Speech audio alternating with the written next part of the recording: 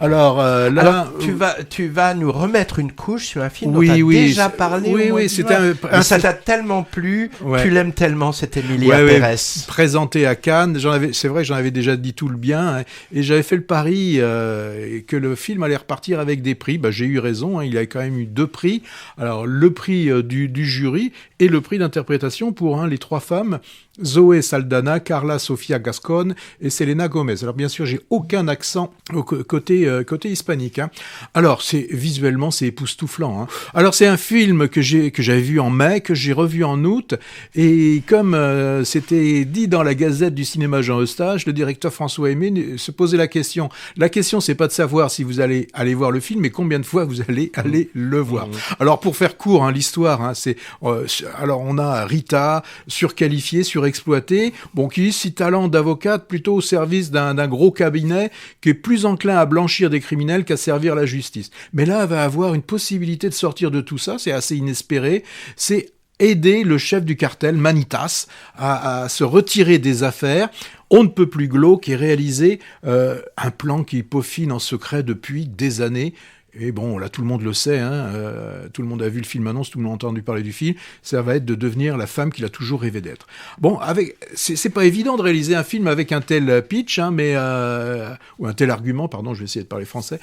Audiard n'a pas eu peur, et en plus de cette histoire qui est déjà abracadabrantesque, il y ajoute la forme qui va être une comédie musicale. Oui, j'ai bien dit une comédie musicale. Hein. Ce qui différencie quand même Emilia Pérez, par exemple, d'un Mamma Mia, c'est que les chanteurs, chanteuses, là, ne sont pas des pros, on le sent, de la chanson, et pourtant, c'est bien eux qui chantent.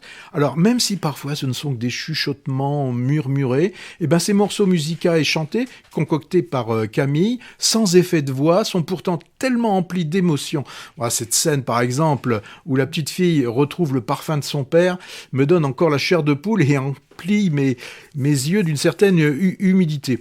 Bon, alors le scénario, il se promène comme des feuilletons novellas venus d'Amérique du Sud, et c'est normal, hein, puisque ça se passe pas en Amérique du Sud, ça se passe un petit peu plus haut, puisque on est au niveau du Mexique, d'un Mexique qui a été entièrement reconstitué de toutes pièces, mais avec quel talent, dans des studios de la région parisienne. Et quelle énergie avec tous ces moments, ces morceaux dansés, chantés, qu'on aurait pu voir également aussi dans de la Moldova ou pourquoi pas du Tarantino. Film à la gloire des femmes. Audiard nous montre que pour lui, chaque film doit être une révolution dans sa filmographie, pourtant déjà très riche. C'est un cinéma audacieux, un cinéma énergique, un cinéma gourmand, avec un sujet tellement casse-gueule, mais avec un traitement qui reste cohérent dans sa folie et porté par un casting de rêve. C'est un spectacle pour tous, avec une réflexion sur ce que peut être l'autre, de la rédemption, de la vie, de la mort. C'est du vrai cinoche, c'est du cinéma. Ouais, rédemption, mais histoire de rédemption impossible finalement, c'est ça qui est intéressant. Hein. Alors Audiard Junior poursuit son parcours dans la cour des grands. Hein. Il est rarement là où on l'attend, hein. Bifurquant de thème en thème et de style en style à chaque nouveau film. Alors son western, là, Les Frères Sisters de 2018, était tourné en anglais. Emilia Pérez, thriller politique et social façon mélodrame musical, est en espagnol.